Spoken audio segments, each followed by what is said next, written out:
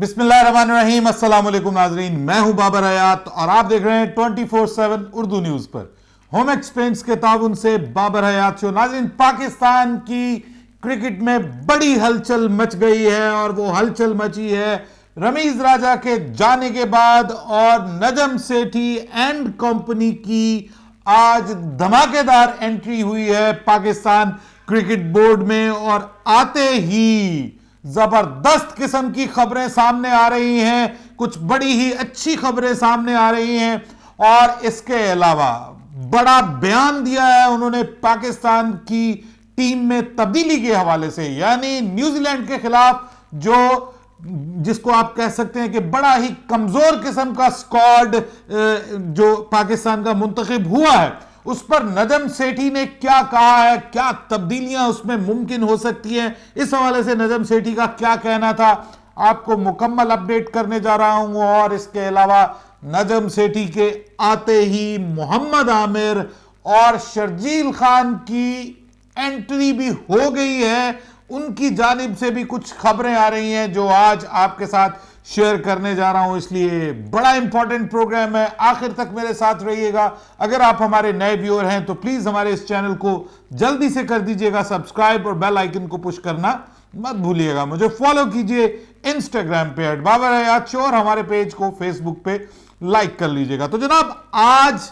वो हो गया जिसका इंतजार था। कल आपको सबसे पहले मैंने बताया था कि नजम सेठी पाकिस्तान क्रिकेट बोर्ड में उनकी एंट्री हो चुकी है, वजीर आजम ने मंजूरी दे दी है समरी की, और आपको बता दिया था कि ये होने जा रहा है कि Ramiz Raja will no more be the chairman of Pakistan cricket board. और ये तो भाई पूरे का पूरा सिस्टम ही फारिग कर दिया है, पूरे का पूरा सिस्टम फारिग हो गया है, पूरे का पूरा जो निजाम है पाकिस्तान क्रिकेट बोर्ड का उसको मुअत्तल कर दिया है वजीर आजम शहबाज शरीफ ने।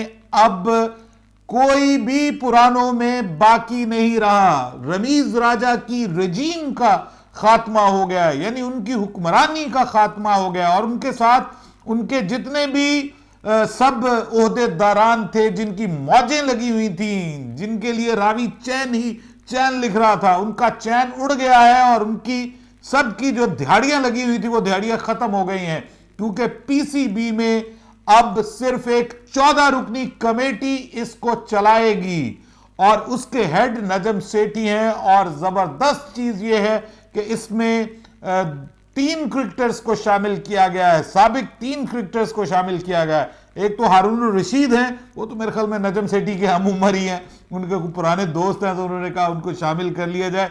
इसके अलावा जो बहुत ज्यादा वोकल हैं वो शकील शेख हैं और नजम सेठी के आने पे सबसे ज्यादा वो खुश हैं। थोड़े से मुतनाज़ा हैं वो, उनको बहुत सारे लोग पसंद नहीं करते, लेकिन वो क्रिकेट को उन्होंने कुछ अच्छे काम भी किए हुए हैं। और बाबर आजम जो इस वक्त पाकिस्तान के कप्तान हैं, उनको आगे लाने में भी शकील शेख का बड़ा अहम रोल रहा है जनाब। लेकिन इसके अलावा शाहिद खान आफरीदी की एंट्री हुई है इस 14 रुकनी टीम में। और हमारे लिए एक और इंटरेस्टिंग नाम जो है वो सना मीर का है, जो पाकिस्तान की साबिका, आपको पता, पाकिस्तान की विमेन टीम की कप्तान है और अब कमेंटेटर भी हैं और बहुत सारे लोगों की फेवरेट भी हैं। तो वो भी अब इस 14 रुकनी कमेटी में शामिल हो गई हैं। और ये 14 रुकनी कमेटी जो है ये अब 120 दिन तक, तकरीबन 4 महीने पाकिस्तान क्रिकेट बोर्ड को चलाएगी। 2014 का आइन बहाल कर दिया गया है और 2019 का आइन मुअत्तल कर दिया गया, खत्म कर दिया गया है।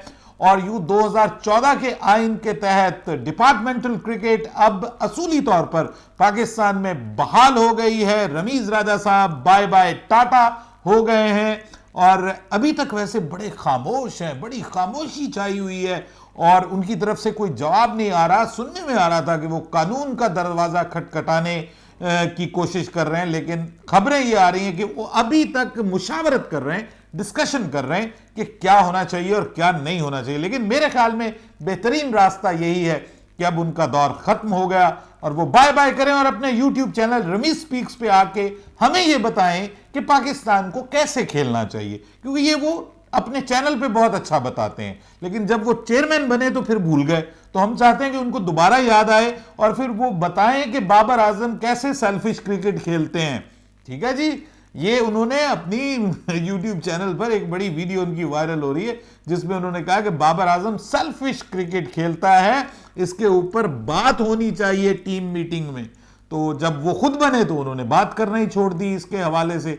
बहरहाल अब जनाब नजम सेठी साहब एंटर हो गए हैं और ये 4 महीनों में बहुत सारे काम वो कहते हैं करने वाले हैं। आज वो पहली बार मीडिया के सामने आए हैं और उनका बड़ा भरपूर इस्तकबाल हुआ है कदाफी स्टेडियम लाहौर में।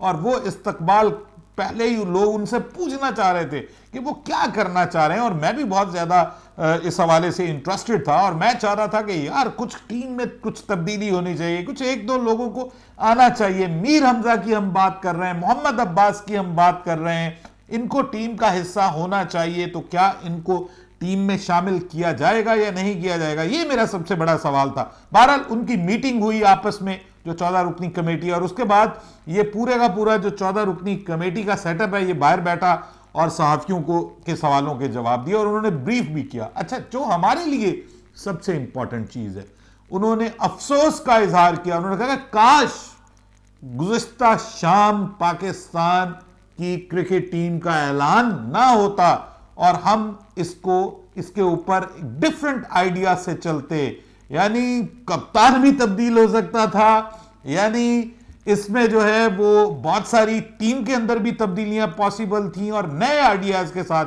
वो कहते हम आते। और उस नए आइडिया का नाम क्या है वो मैं आपको अगले प्रोग्राम में बताऊंगा। लेकिन मौजूदा हालात में उन्होंने कहा है कि जी 2 राय हैं। नंबर 1 कि क्या हमें तब्दीलियां करनी चाहिए, तो एक राय तो यह है कि जी बिल्कुल करनी चाहिए। यह टीम जो है वो न्यूजीलैंड से भी हार जाएगी और 2 हारें ही मिलेंगी हमें सिर्फ, इसके अलावा कुछ और नहीं मिलने वाला, तो तब्दीली होनी चाहिए। जबकि दूसरी जो राय है वो ये है कि जनाब नहीं, इसी को अब चलने देना चाहिए, ऐलान हो गया जैसा भी हुआ है, अब हमें इस टीम को सपोर्ट करना चाहिए। और उन्होंने कहा कि हम उम्मीद करते हैं कि ये टीम अच्छा परफॉर्म करेगी, लेकिन अभी ये फैसला नहीं हुआ कि तब्दीली होगी या नहीं होगी। वो कह रहे हैं कि इस पे हम मजीद बात करेंगे। लेकिन अब नजम सेठी साहब ने एक और बड़ा जबरदस्त ऐलान किया और उन्होंने कहा कि हम पेशावर भी जा रहे हैं। आपको पता है कि रमीज राजा से बहुत सारे लोग नाराज हो गए थे जब उन्होंने कहा था कि पेशावर के हवाले से सुर्ख झंडी दिखाई थी उन्होंने, रेड फ्लैग, और यहां पे उनसे जब पूछा गया तो उन्होंने कहा कोई रेड फ्लैग नहीं है। उन्होंने कहा हम इतने मुश्किल हालात में हम क्रिकेट को पाकिस्तान में ले आए जब दुनिया आने के लिए तैयार नहीं थी, तो उन्होंने कहा पेशावर तैयार हो जाओ, हम आ रहे हैं आपके पास। सो पेशावर के क्रिकेट फैंस के लिए भी अच्छी खबर है। उन्होंने कहा कि अरबाब नियाज स्टेडियम जो है वो 6 महीनों में माफ कीजिएगा हमें मिल जाएगा और उसके बाद घबराए नहीं पेशावर के लोग, हम आ रहे हैं। और खबर यह है कि पेशावर में पाकिस्तान और अफगानिस्तान के दरमियान एक मैच हो सकता है, अरबाब नियाज स्टेडियम को जो इफ्तिताह है उससे किया जा सकता है। तो इस हवाले से भी कोशिश की जा रही है कि अफगानिस्तान की टीम को पेशावर में मदऊ किया जाए। सो ऐसी बहुत सारी उन्होंने अपडेट्स दी, लेकिन वो कहते हैं कि मुझे अफसोस है काश टीम अनाउंस ना होती। और ये मैंने आपको कल भी बताया था कि ये जो टीम अनाउंस हुई है इसमें नजम सेठी की आवाज शामिल नहीं है। और ये बड़ी फनकारी से जब पता चल गया उनको कि जी अब किसी वक्त भी जो है वो नोटिफिकेशन जारी हो सकता है वजारत खेल की जानिब से,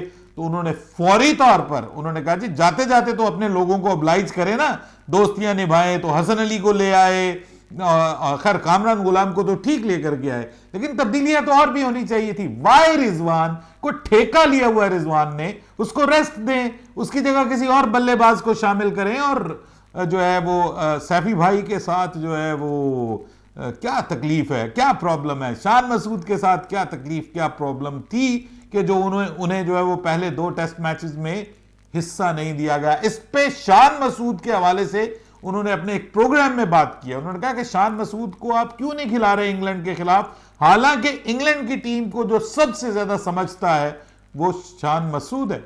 वो वहां पे कप्तानी कर चुका है, वो वहां पे कप्तान बन रहा है, अभी भी वो यॉर्कशायर का कप्तान, यॉर्कशायर ने उसको पूरे सीजन के लिए बना दिया है। तो इसलिए मुझे ऐसा मतलब मेरा गुमान ऐसा है कि बड़ी तब्दीलियों का इम्कान अभी भी बाकी है। उन्होंने ये रद्द नहीं किया, उन्होंने कहा तब्दीली हो भी सकती है, तब्दीली नहीं भी हो सकती। सो लेट्स वेट एंड सी कि क्या होता है। बहरहाल नजम सेठी के आने से थरथल्ली तो मच गई है साहब, बाकी सब तो फारिग हो गए हैं। अब नए लोग कौन से आएंगे?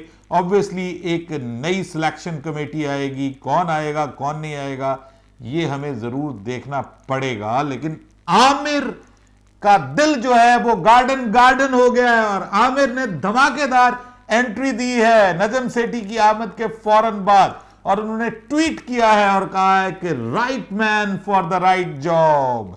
नजम सेठी यानी मोहम्मद आमिर अब रिटायरमेंट वापस लेने को तैयार हैं। ये मैं आपको बड़ी खबर दे रहा हूं, मोहम्मद आमिर इज विलिंग। उनको उनकी ये जो ट्वीट है वो भी बता रही है और सोर्सेज भी बता रहे हैं कि Mohammad Amir can come back for ODI tournament, world cup come back कर सकते हैं। और इसके अलावा शर्जील खान के लिए भी अब दरवाजे खुल गए हैं कि वो पाकिस्तान टीम का हिस्सा बनने जा रहे हैं। तो जनाब आमिर और शर्जील के फैन खुश हो जाएं। मैंने वैसे पहले भी आपको बता दिया था कि जनाब नजम सेठी के आते ही इनकी किस्मत के दरवाजे भी खुलेंगे। भाई दबे उमर अकमल के हवाले से भी बात की जा रही है कि उनको भी मौका मिल सकता है, और जो लोग परफॉर्म कर रहे हैं डोमेस्टिक क्रिकेट में, जिनको ड्यू टू सम रीजंस और द अदर्स मौका नहीं मिल रहा था बाबर की कप्तानी में,